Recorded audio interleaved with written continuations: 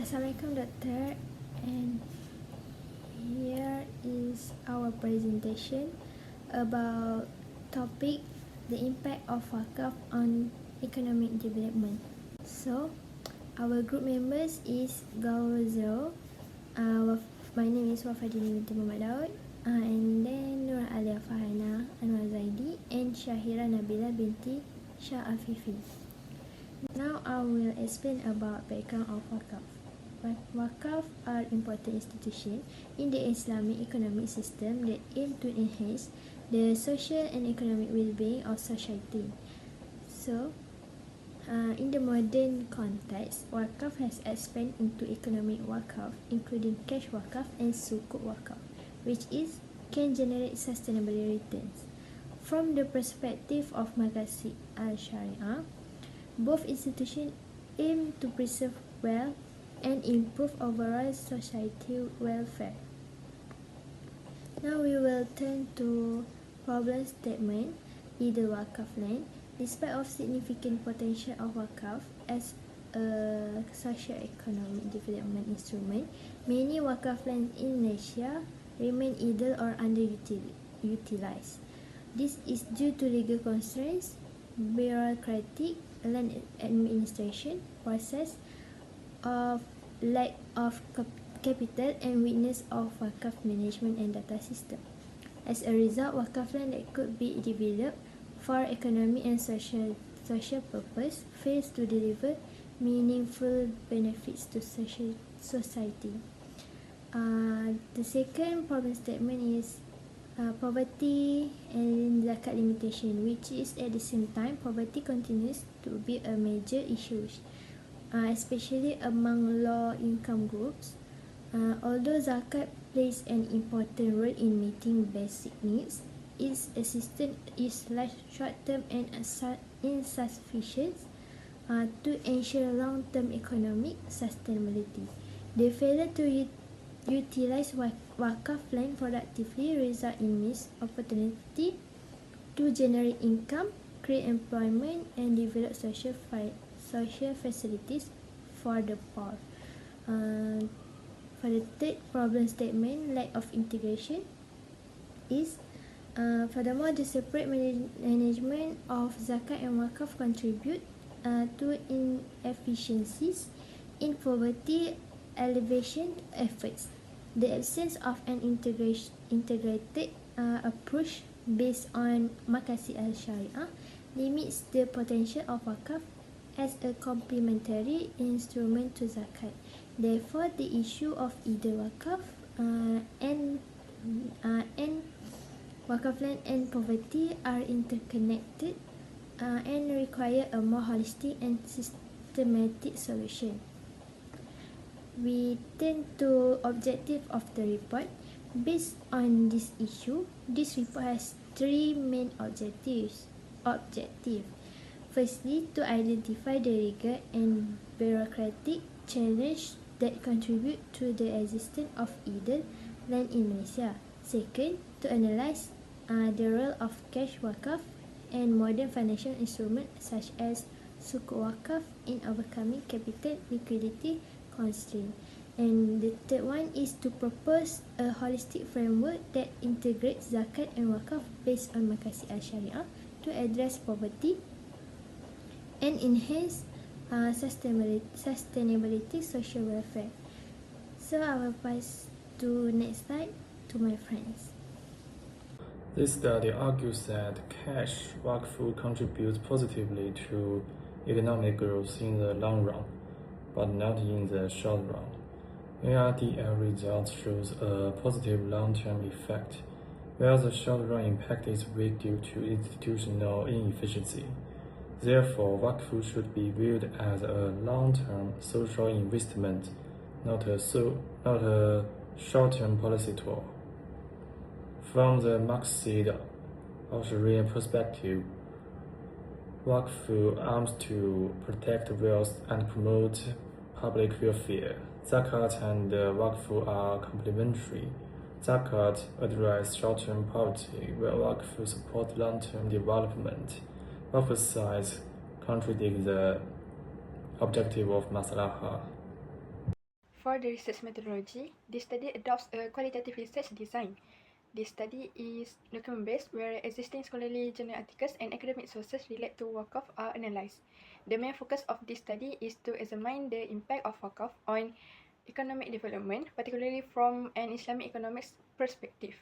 This research design allows the study to gain an in-depth understanding of Waqf as a socio-economic instrument without relying on primary data. Data collection and analysis procedure. This study uses secondary data collection through a systematic review of academic literature. The sources include such as journal and article that related to Waqf development. To interpret the literature, this study applied a qualitative content analysis approach. The analysis focuses on understanding how this issue affect the effectiveness of Waqf as a socio-economic development. The findings of this study are to support discussion on issue and challenges in Waqf development. As a result, this finding can suggest improvement and policy recommendation. Analysis of issue and challenges in Waqf development. Firstly, legal constraint and land bureaucracy. Waqf assets are administered under State Islamic Religious Council as sole trustees and requiring multiple layers of approval before development. Legal and administrative procedure make the decision making become slow and reduce institutional flexibility. As a result, many Waqf land remain underutilized despite its strong economic potential. The second one is lack of capital and cash liquidity. Economic Waqf development requires substantial initial capital of construction and operation. Many Waqf institutions nowadays rely heavily on limited and inconsistent public donation. Dependence on limited community participation and community contribution also cause the cash liquidity of Waqf institution to become unstable and thus affect the sustainability of economic Waqf project.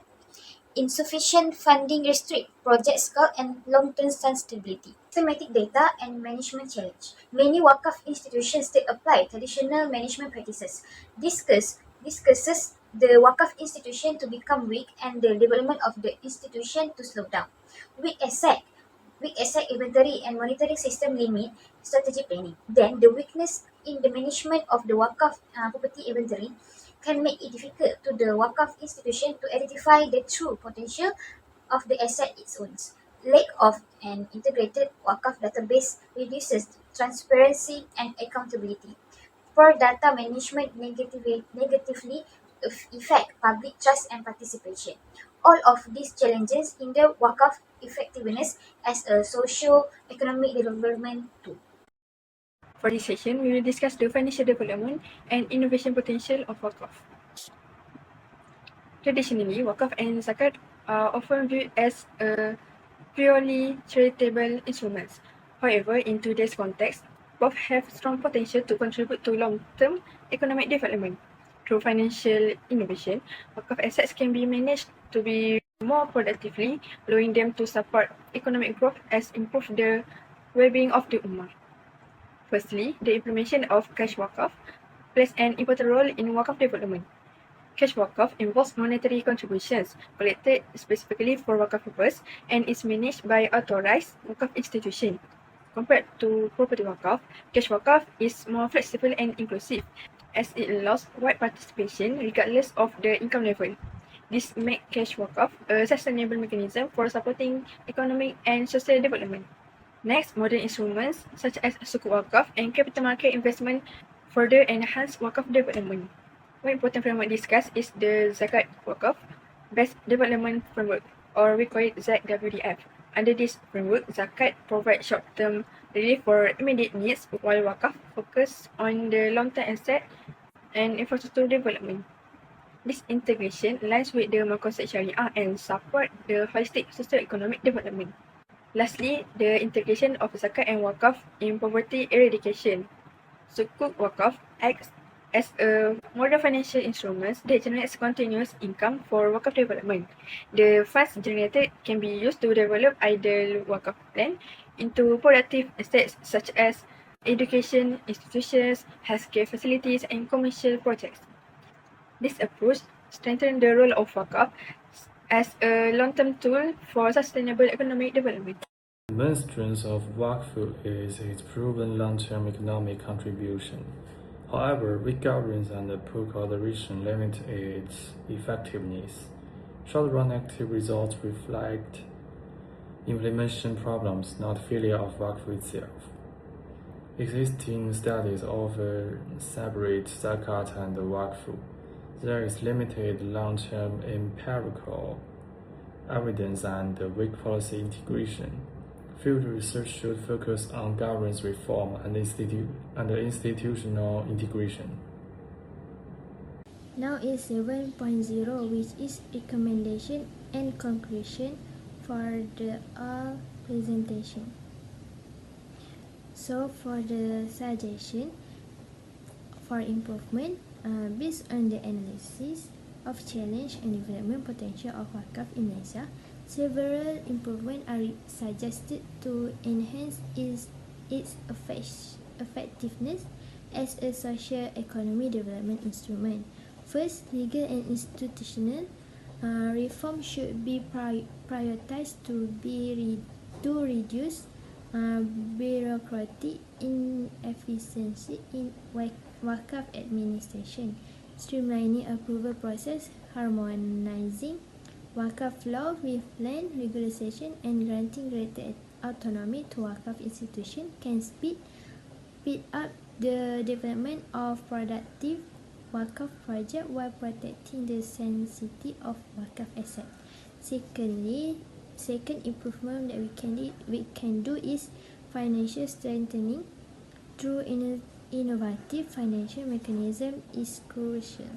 The expansion of cash Waqf, Sukuk Waqf, and collaboration with Islamic financial institutions can improve capital mobilization and liquidity, enabling Waqf institution to finance large-scale projects and generate sustainability income.